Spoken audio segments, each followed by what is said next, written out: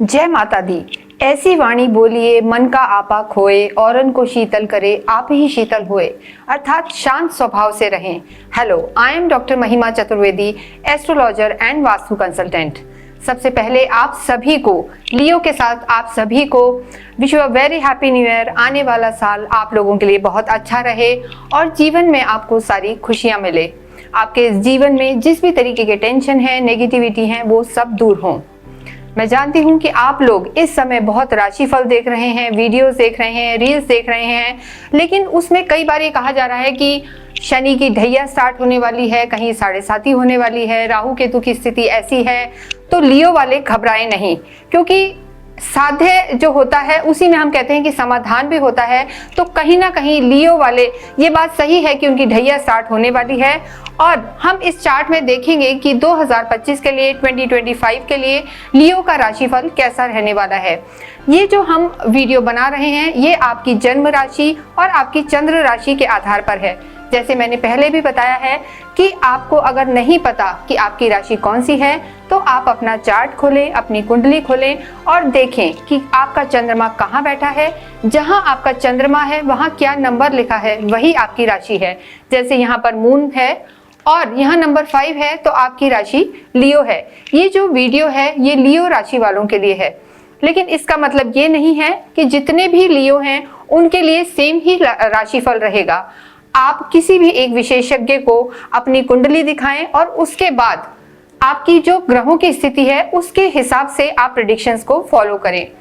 अगर आपकी राशि में कहीं भी, आपकी कुंडली में शनि की स्थिति खराब है, वो 6, 8, 12 में है या शत्रु राशि में है, नीच राशि में है, तो जो सिंह राशि पर ढैया स्टार्ट होने वाली है वो मान के चलें कि वो वास्तव में शनि आपको परेशान कर सकता है।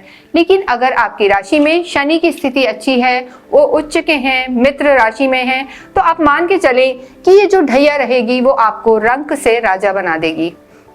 इसके साथ साथ ही 2025 में 4 मेजर ग्रहों का राशि परिवर्तन हो रहा है। जैसे सबसे पहले शनि की जो स्थिति है वो कुंभ से निकलकर, यानी इस जो अभी अगर हम सिंह राशि वालों के देखें तो शनि की जो स्थिति है 7th हाउस में है और वो खुद के ही घर में है और शुक्र के साथ है। अगर हम इनके चार्ट को देखते हैं तो ये जो स्थिति है 7th हाउस में शनि इनको बहुत अच्छे फल दे रहा है, इनके बिजनेस के हिसाब से, इनकी पार्टनरशिप के हिसाब से, और एक तरीके का शश योग बना रहा है जो काफी अच्छा है। लेकिन जैसे ही 30 मार्च आएगी ये शनि यहाँ से निकलकर इनके अष्टम पे आ जाएगा और जब शनि अष्टम में आएगा तो इन्हें शनि की ढैया यानी पनौती स्टार्ट हो जाएगी। उसकी बात हम आगे करेंगे। इसके साथ साथ ही अगर हम देखें इसके बाद जो ग्रह, मेजर जो ग्रह है गुरु, वो परिवर्तित हो रहे हैं 15 मई को। अभी जो गुरु की स्थिति सिंह राशि वालों के लिए है वो इनके कर्म के क्षेत्र में है, 10th हाउस में है, फादर के घर में है। कहीं ना कहीं फादर का घर हम नवम भी मानते हैं और 10th भी उनके कुछ चीजों में हम मानते हैं। तो अभी जो गुरु की स्थिति है वो बहुत अच्छी है 15 मई तक, लेकिन इसके बाद जब गुरु वृषभ से निकलकर मिथुन राशि में जाएंगे तब भी सिंह राशि वालों के लिए गुरु की स्थिति जो रहेगी वो काफी अच्छी रहने वाली है, क्योंकि वो उनके डिजायर्स के हाउस में जाएंगे। इसके साथ साथ ही जो राहु और केतु की स्थिति है उसको अगर हम देखें तो जो अभी स्थिति है केतु जो हम कहेंगे कन्या राशि में है वो सिंह राशि में आ जाएंगे, यानी सिंह राशि वालों के लिए जो केतु है वो लगन में आ जाएंगे। और जो राहु की स्थिति होगी, क्योंकि वो उल्टे चलते हैं, तो वो उनके 7th हाउस में आ जाएंगे। तो मैं आपको बताना चाहती हूँ जो केतु की स्थिति लगन में होगी, तो केतु आप जानते हैं कि सोच का कारक होते हैं, सोचते बहुत हैं, कहीं ना कहीं कंफ्यूजन की एक स्टेट रहती है। तो उस समय जब 18 मई के बाद केतु का राशि परिवर्तन होगा तो सिंह राशि वालों को थोड़ा ध्यान रखना होगा।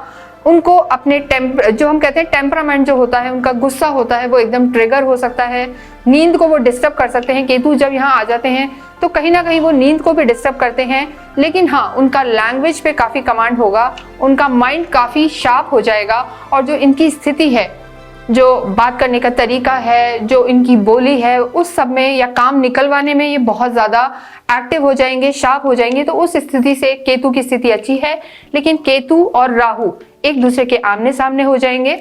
जो इनकी मैरिटल जो लाइफ है, जो इनकी शादीशुदा जिंदगी है, रिश्ते हैं, उसमें सिंह राशि को इस बार बहुत ध्यान रखने की जरूरत है, क्योंकि सिंह राशि वाले एक शेर के समान होते हैं। जब वो रोर करते हैं, चिल्लाते हैं या गुस्सा करते हैं तो अच्छे अच्छे लोग उनसे दूर भाग जाते हैं। तो सिंह राशि वालों को अगर कोई भी बात मनवानी है या उनसे कोई काम करवाना है तो उन्हें प्यार से हैंडल करना है, इस चीज का एक विशेष ध्यान रखना है। आइए अब हम देखते हैं कि जो पूरे हम हर एक सेगमेंट को कवर करते हैं। हमने आपको पहले बताया कि इस वीडियो में हम 8 सेगमेंट्स को कवर कर रहे हैं, यानी आपकी हेल्थ कैसी रहेगी, आपके रिलेशनशिप कैसे रहेंगे, जो आपके ढैया स्टार्ट हो रही है उसके इफेक्ट कैसे रहेंगे। तो इन सबको देखने के लिए सबसे पहले जो ये लगन है इसकी स्थिति हम देखते हैं कि जो आपके लग्नेश हैं, सूर्य आपके पंचम भाव में बैठे हुए हैं, जो कहीं ना कहीं आपकी लव लाइफ है, आपका एजुकेशन है, आपके ईष्ट हैं, आपके भगवान हैं, वो यहीं बैठे हुए हैं। क्योंकि जो सिंह राशि हैं उनके जो देवता होते हैं वो सूर्य ही होते हैं। तो इस समय सूर्य की स्थिति अच्छी है, लेकिन जो बच्चे हैं वो थोड़े से इस टाइम थोड़े जिद्दी हो सकते हैं, आपकी बात को ना माने ऐसे हो सकते हैं। और जो आपका लवर है, आपके फ्रेंड्स हैं, बॉयफ्रेंड है, गर्लफ्रेंड है, तो वो भी कहीं ना कहीं उनका इस समय जो नेचर रहेगा वो थोड़ा सा एग्रेशन वाला रह सकता है। तो इसको आपको कंट्रोल करके चलना है। 14 जनवरी को जो सक्रांत हम बनाते हैं उसमें सूर्य की स्थिति कहीं ना कहीं चेंज हो जाएगी और सूर्य मकर राशि में प्रवेश कर जाएंगे। जो भी स्थिति अच्छी ही रहेगी, लेकिन वो हावी होने का नेचर उनका रहेगा। तो आपको अपनी लव लाइफ में अपने बच्चों पे आपको थोड़ा सा ध्यान देना है और उनको प्यार से हैंडल करना है। इसके साथ साथ ही बुध की जो स्थिति है, देखिए बुध इस समय 4th हाउस में है, माँ के घर में है, और जो आपके वाहन है, सुख सुविधाएं उनके घर में है। गुरु आपके फादर के घर में है। देखिए बुध इस स्थिति में मैं बहुत स्ट्रांग नहीं कहूंगी, लेकिन कहीं ना कहीं कुछ समय बाद आपके ऐसे योग बन सकते हैं कि आप कोई प्रॉपर्टी लेने का सोच सकते हैं। वो चीज यहाँ पर थोड़ा सा इंडिकेशन आ रहा है, तो उसके लिए आप रेडी रहें। अगर हो पाए तो ये आप ढैया से पहले भी कुछ प्लान कर सकते हैं। इसके साथ साथ ही गुरु की जो स्थिति है वो आपके कर्म के क्षेत्र में है और ये स्थिति अच्छी है, लेकिन यहाँ जो गुरु बैठे हैं वो कहीं ना कहीं पूर्ण तरीके से हमें फल नहीं दे रहे हैं। जब इनकी स्थिति आगे बदलेगी तो गुरु का भी प्रभाव आपके जीवन में अच्छा रहेगा। एक और चीज मैं आपको बताना चाहती हूँ कि कहीं ना कहीं जब राहु 7th हाउस में आएंगे और शनि जो 8th हाउस में आएंगे, ये जो चेंजेस होंगे, सिंह राशि वालों को एक चीज इस बार बहुत ध्यान रखनी है कि ड्रिंक एंड ड्राइव नहीं करना है। इनको हेल्थ को लेके बहुत ध्यान रखना है और किसी भी तरीके के एडिक्शन में ये जा सकते हैं। जो लोग कभी स्मोक नहीं करते, ड्रिंक नहीं करते, कहीं ना कहीं मानसिक तनाव के कारण या किसी ना किसी लत में वो पड़ सकते हैं। तो उन्हें इस चीज का विशेषकर ध्यान रखना है। आइए अब हम सबसे पहले हेल्थ पर नजर डालते हैं कि सिंह राशि वालों की हेल्थ कैसी रहने वाली है। देखिए जैसे मैंने आपको बताया कि हेल्थ को हम 1st हाउस से देखते हैं। ये हमारी इम्यूनिटी, हमारी हेल्थ, हमारी ओवरऑल पर्सनालिटी को बताता है। तो जो सिंह के स्वामी हैं सूर्य, वो आपके पंचम में बैठे हुए हैं। तो अभी जो सिंह राशि वालों की स्थिति है वो अच्छी है, उन्हें ऐसे कोई बहुत हेल्थ में दिक्कत नहीं आ रही है। लेकिन जो केतु है, केतु इनके दूसरे भाव में है और आगे चल के ये इनके लगन में आ जाएंगे। तो इन्हें अपनी मेंटल हेल्थ का ध्यान रखना है।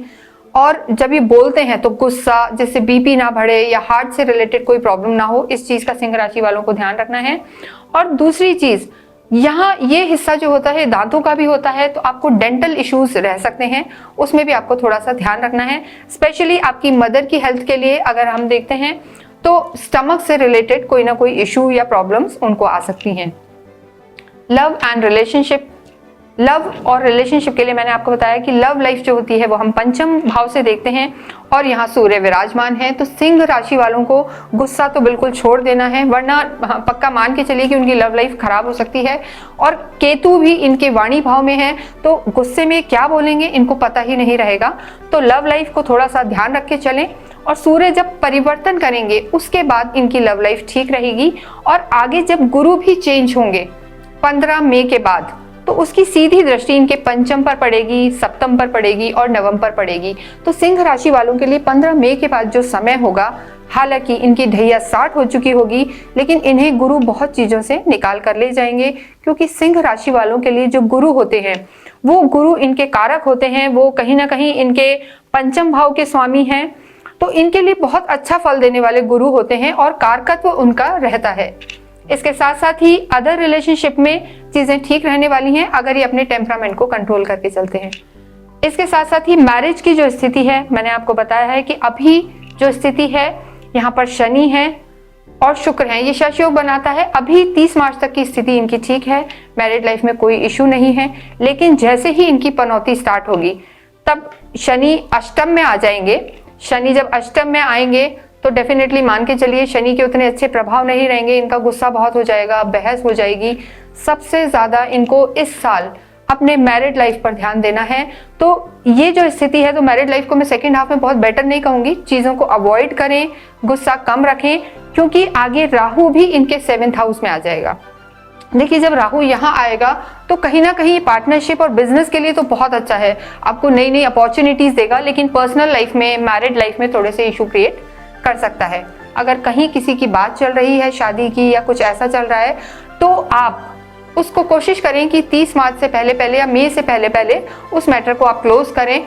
और उसके बाद जो हम लेते हैं करियर को लेकर, अगर मैं कहूँ तो हम 10th हाउस देखते हैं, नवम देखते हैं, उसमें करियर को लेके इनकी स्थिति अभी अच्छी है।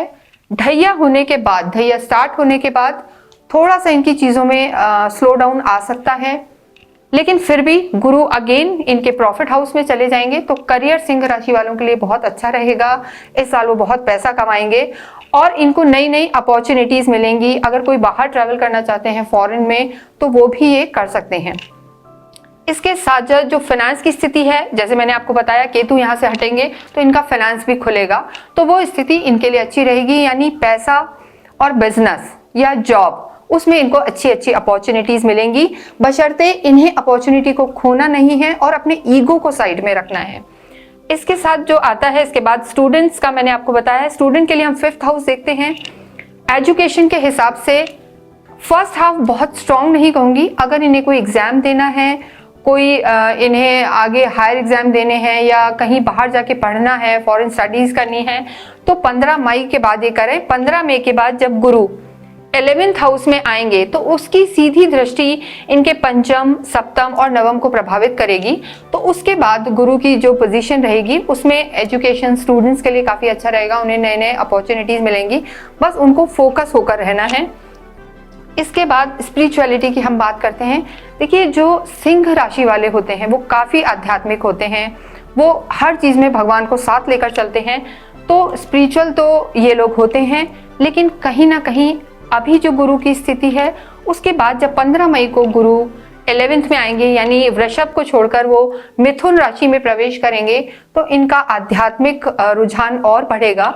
और धीरे धीरे जब कहीं शनि की ढैया होगी तो वैसे भी शनि जो होता है डिटैचमेंट लाता है और वो आपको मानसिक तनाव देता है, उन्हें कहीं ना कहीं लोगों पे से विश्वास हट जाता है। तो 30 मार्च के बाद इनकी जो स्पिरिचुअल लाइफ है वो बढ़ेगी और ये धार्मिक यात्राएं भी करेंगे, तो वो इनके लिए काफी अच्छा रहेगा, इनको मानसिक शांति देने वाला होगा। तो इस तरीके से ओवरऑल जो चीजें रहने वाली हैं वो मैंने आपको बताई हैं।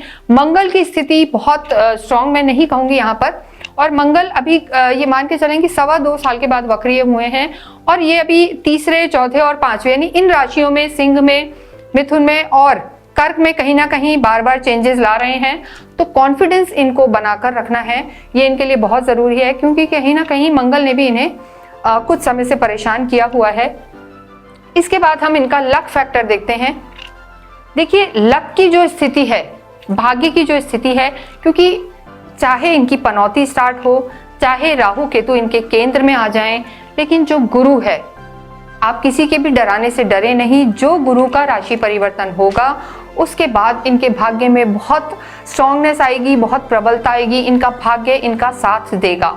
जो अभी कुछ समय से देख रहे हैं राहु अष्टम में थे, लगभग साल भर से सिंह राशि वाले परेशान ही थे, क्योंकि अष्टम में राहु थे, हालांकि शुक्र शनि यहाँ थे, लेकिन फिर भी कहीं ना कहीं केतु और राहु का जो एक तालमेल था वो बहुत स्ट्रांग नहीं था। केतु का तो आगे भी नहीं रहेगा, लेकिन राहु इनको काफी सपोर्ट करेंगे, गुरु भी इनको काफी सपोर्ट करेंगे। तो इन्हें बस अपने टेम्परामेंट का ध्यान रखना है और भाग्य की जो स्थिति है because of Guru and Rahu इनको काफी सपोर्ट मिलेगा, इनके काम में तेजी आएगी, यानी प्रोफेशनल लाइफ इनकी अच्छी होगी।